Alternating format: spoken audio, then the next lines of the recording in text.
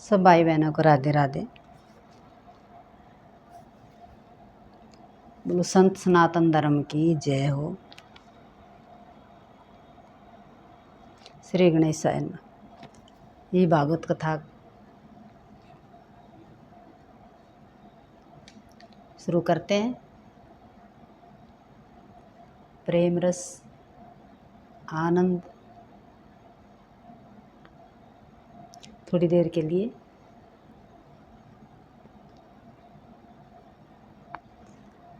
श्रीमद् भागवत में डुबकी लगाएं। जय श्री।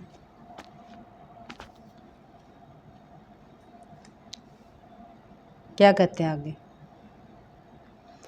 संसार के प्रत्येक पदार्थ में दोष है और गुण भी है। दृष्टि को ऐसी गुणमयी बनाओ कि किसी का दोष देख न सको। जब तक तुम्हारी दृष्टि गुण दोषों से भरी हुई है तब तक संत में भी आपको दोष दिखेंगे। इसलिए दृष्टि ज्ञानमयी कृत्वा पश्येत ब्रह्म जगत। जिसकी दृष्टि गुणमयी है वही संत है। अभिमान आए तो पतन होता है, सत्य दीनता आए उसकी आवश्यकता है। संभव है कि ईश्वर भी संत में एकादा दोष इरादा पूर्वक रखता हो। संभव है कि ईश्वर भी अपने भक्तों में एकाद दोष रहने देता हो कि जिससे मेरे भक्तों को नज़र न लगे। जो भगवान के भगत हैं तो भगवान उनमें एकादा दोष वैसे भी रहने देता है कि भी मेरे भक्तों को नज़र न लगे। बालक का श्रृंगार करके दूसरों की नज़र न लगे, इसलिए गाल पर काले काजल का टीका जैसा लगा देती है। मनुष्य में जब कोई दोष नहीं रहता तो उसके मन में अभिमान आता है कि मेरे दोष दूर हो गए।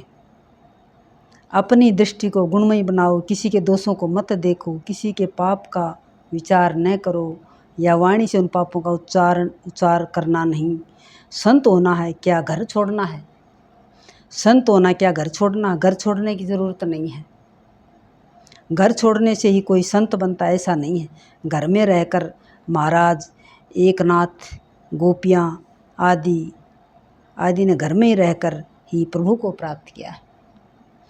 गेरुए कपड़े पहन लेने से कोई संत नहीं हो जाता। कपड़े बदलने की ज़रूरत नहीं है, कलेजा बदलने की ज़रूरत है। उसके लिए मन को बदलने की ज़रूरत है। मन के गुलाम मत बनो, मन को गुलाम बनाओ। परीक्षित राजा ने मन को सुधार लिया, अतः उसको सुखदेव जी मिल गए। सब छोड़ने की ज़रूरत नहीं है। सब छोड़ने से निवृत्ति के समय इंद्रियां बहुत त्रास देती हैं। एकदम सबको छोड़ देंगे तो हमारे सबको छोड़ने से हमारे अंदर दुख होता है। एकदम छोड़ने से अगर धीरे धीरे हम मन को समझाएंगे तब अपने आप ठीक हो जाएगा। सब छोड़ने से निवृत्ति के समय इंद्रियां बहुत त्रास देती हैं। संसार में जो लक्ष्य को याद रखता है वही संत है। मनुष्य जीवन का लक्ष्य है परमात्मा से मिलन। जो इस लक्ष्य के लिए प्रत्येक क्षण सावधान है वह संत है। आत्मा यह मन का साक्षी है, दृष्टा है। जिसने अपना मन सुधारा है वह संत है। मन को सुधारोगे तो तुम संत बनोगे। मन पर विश्वास मत करो, मन पर अंकुश रखो। जिस दिन मन शुद्ध है, चरित्र शुद्ध है, ऐसा साक्षी तुम्हारा आत्मा दे तो मानो कि तुम संत हो। मन को सुधारने के अनेक उपाय हैं जो शास्त्रों ने बताए हैं। मन को मृत्यु का भय दिखाओ तो मन सुधरेगा। मृत्यु के स्मरण से मन सुधरता है। मृत्यु को भूलने पर मन बिगड़ता है। परीक्षित राजा ने जब सुना कि 7वें दिन मरने वाला हूँ, सुनते ही तुरंत उसके विलासी जीवन का अंत आ गया। अब विलासी जीवन विरक्त जीवन हुआ है। परीक्षित को मृत्यु का भय लगा तो उसका जीवन सुधरा। मृत्यु का दुख भयंकर है। जीव शरीर छोड़ता है, उस समय हजारों बिच्छू एक साथ डंक मारते हों ऐसी वेदना होती है। जब हमारा जीव निकलता है, शरीर को छोड़कर जाता है, तो इतना दर्द होता है कि हजारों बिच्छू एकदम डंक मारे ऐसे आत्मा निकलती है तो शरीर में से इतनी पीड़ा होती है। जन्म दुखम जरा दुखम जाया दुखम पुनः पुनः ताकालम महादुखम तस्मात् जागरी जागरी। जन्म दुख है, वृद्धावस्था दुख में है, और स्त्री पुत्र आदि कुटुंब जन दुख रूप है। अंतकाल में बड़ा दुख है, इसलिए जागो जागो, इस अंतकाल को रोज याद करो। नित्य विचार करो कि यदि आज यमदूत मुझे पकड़ने आए तो मैं कहाँ जाऊँगा, नरक में, स्वर्ग में या बैकुंठ में। मृत्यु का निवारण शक्य नहीं है तो फिर पाप किस लिए करते हो। कई एक तो बहुत समझदार बनते हैं, 2 सेर साग सब्जी लेनी हो तो सारा बाजार घूमते हैं, माथा धूनते हैं कि करेला लूँ या तोरई। जिसके विचार करने की ज़रूरत थी उसका तो विचार नहीं किया और साग सब्जी का विचार कर रहा है। मृत्यु को रोज़ याद करो, मृत्यु का भय रहेगा तो तुम्हारा पाप दूर होगा, और जिस दिन तुम्हारा पाप दूर हो जाएगा तब मान लेना कि तुम संत हो गए। पाप पुण्य के अनेक साक्षी हैं, सूर्य, चंद्रमा, धरती, वायुदेव सब साक्षी हैं। मेरे भगवान के अनेक सेवक हैं, वे जहाँ तुम जाओगे साथ आते हैं। मनुष्य यह मानता है कि मैं पाप करता हूँ उसे कोई देखता नहीं है। अरे भाई, एकांत कैसा भी हो, वहाँ वायु है और वहाँ भी तेरे अंदर परमात्मा विराजमान है। आखिर तो मनुष्य इस लोक में मरण की शरण ही जाता है, फिर भी वह पाप आचरण छोड़ता नहीं है। शंकराचार्य स्वामी कहते हैं कि मनुष्य यह जानता है कि एक दिन मरना है, यह सब छोड़कर एक दिन जाना है, ऐसा होने पर भी वह पाप क्यों करता है, मुझे इसका आश्चर्य होता है। इसलिए अपने जीव को संभालो। परीक्षित का अधिकार सिद्ध होने पर श्री सुखदेव जी वहाँ पधारे हैं। सुखदेव जी को आमंत्रण नहीं देना पड़ा। सुखदेव जी ऐसे नहीं कि किसी के आमंत्रण पर आए, किसी के बुलाने पर आए। राजा का जीवन बदल गया है। सुखदेव जी ने जब यह जाना कि परीक्षित राजा अब राजा नहीं रहा है, महर्षि हुआ है, तो वह आ गए। राज ऋषि और ऋषि एक हैं। राजा जब तक महलों में विलासी जीवन बिताता था तब तक सुखदेव जी नहीं आए तुरंत, परंतु तक्षक के भय से सारा संसार छूटा है कि तुरंत ही सुखदेव जी पधारे। राजा होता और उस समय सुखदेव जी कथा करने गए होते तो राजा कहता, आप आए हैं, ठीक किया, 1 घंटा कथा करें और विदा ले लें, मुझे बहुत काम है। परीक्षित राजा को विश्वास था कि अब 7 दिन के बाद मरना है, हमें तो अपनी यह खबर भी नहीं है। जीवन पानी का बुलबुला है, पानी के बुलबुले को फूटते देर नहीं लगती, इसी प्रकार जीवन के अंत आने में भी देर नहीं लगती। प्रथम स्कंद अधिकार लीला का है, जो प्रथम स्कंद चल रहा है अधिकार लीला का। श्रीमद् भागवत के ज्ञान के संपादन का अधिकारी कौन है, यह ज्ञान देने का अधिकारी कौन आदि बताया है। पहले स्कंद में 3 प्रकरण हैं, उत्तम अधिकार, मध्यम अधिकार और तीसरा कनिष्ठ अधिकार। सुखदेव जी और परीक्षित उत्तम वक्ता हैं, उत्तम वक्ता श्रोता हैं। सुखदेव जी ने परीक्षित को कथा सुनाई श्रीमद् भागवत। नारद और व्यास मध्यम श्रोता वक्ता हैं, और सूत जी और शौनक जी कनिष्ठ वक्ता तथा श्रोता हैं।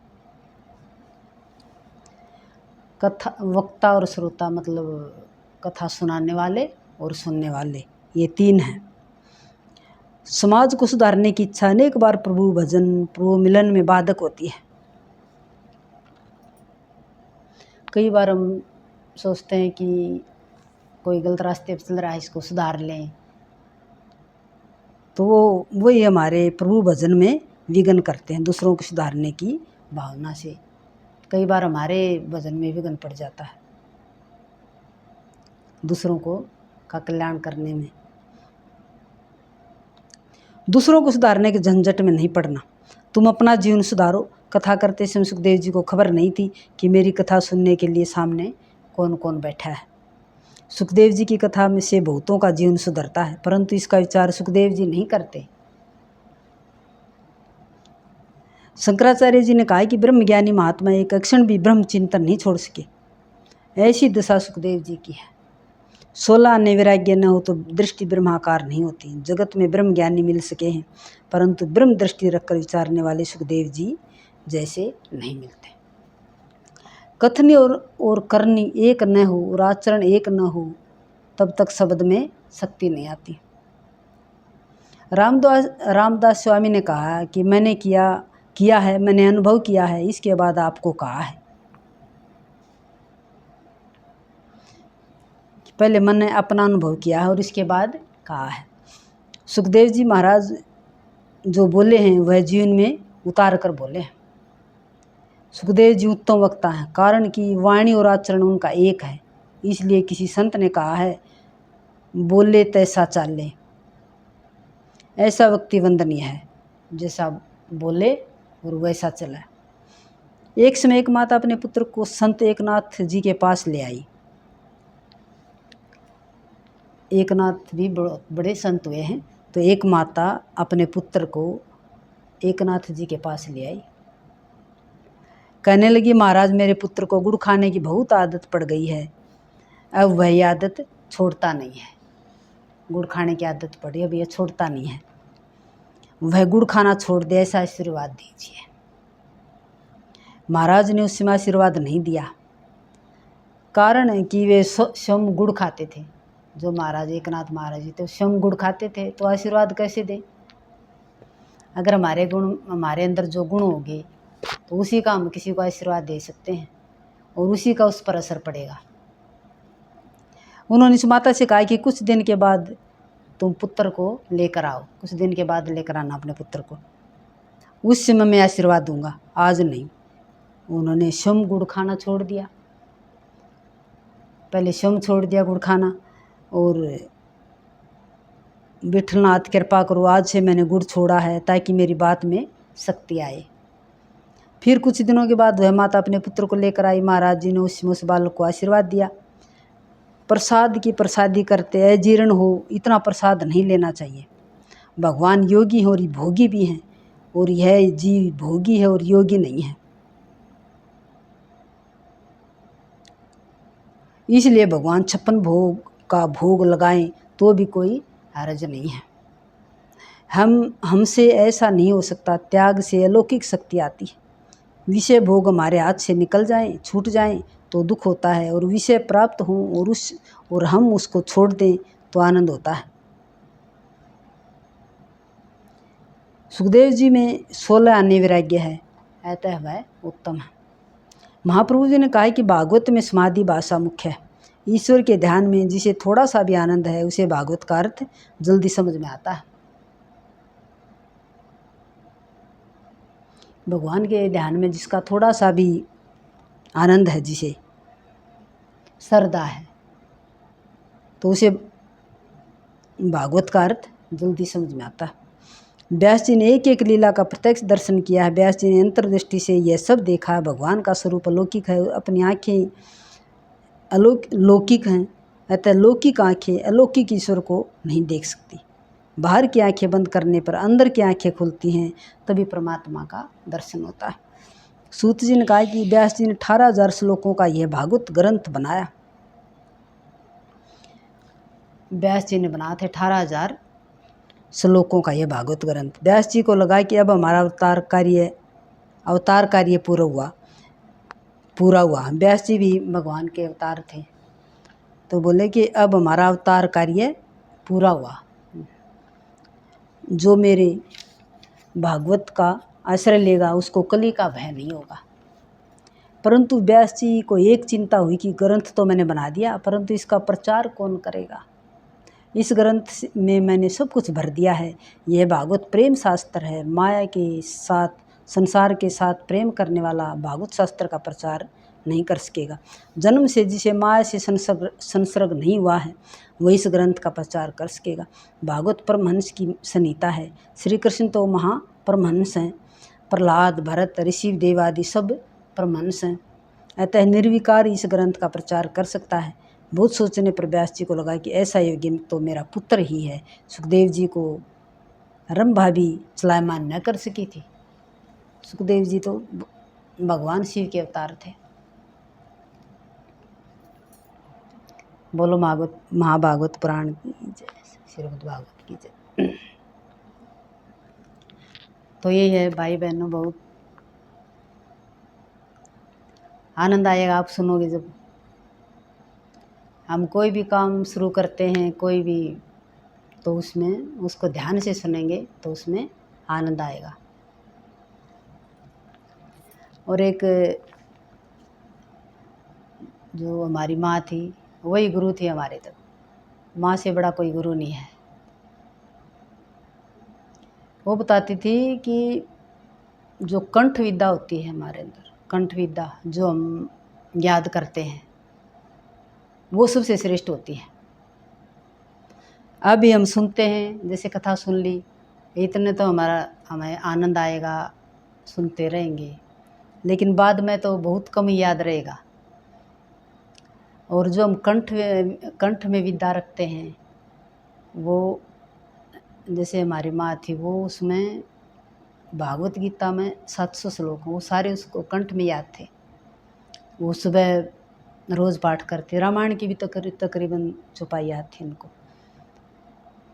और बहुत अच्छे अच्छे श्लोक भी थे। सुबह हमें याद आती है, जब छोटे थे तो तुलसी के पास बैठ के कट्टा बिछा के तब पाठ करती थी। बीच में हम बोल पड़ते बोलती नहीं, मैं मेरा पाठ भूलवाओगे तो मेरे से इतने बात मत करो। तो वो बोलती थी कि जो हमारी कंठ विद्या होती है वो सबसे श्रेष्ठ होती है। हनुमान चालीसा है, और भी अच्छे अच्छे श्लोक हैं, गीता के भी, भागवत गीता के भी अच्छे अच्छे श्लोक हैं कंठ में रखने के। उसका ये है कि कंठ विद्या का हम कहीं भी जाएंगे, तीर्थ पर जाएंगे, वहाँ भी नहाकर हम बैठकर पाठ कर सकते हैं उसका। और कहीं मेहमान बनकर जा रहे हैं, वहाँ भी नहाकर हम पाठ कर सकते हैं। तो ये कंठ विद्या सबसे श्रेष्ठ बताई है। जो हम कंठ में धारण करते हैं, जो हमारा याद हो जाता है कंठ में, तो हम कहीं भी जाएंगे उसका पाठ हो जाएगा। तो ऐसा हमारी माँ बताती थी, वही गुरु थी। बोलो सच्चे दरबार की जय। आज तो 4-5 मिनट थोड़ी ज़्यादा ही होगी, मगर तो सुन लिया आप ही, बहुत अच्छी लगेगी आपको। राधे राधे, जय श्री कृष्णा, जय श्री कृष्ण।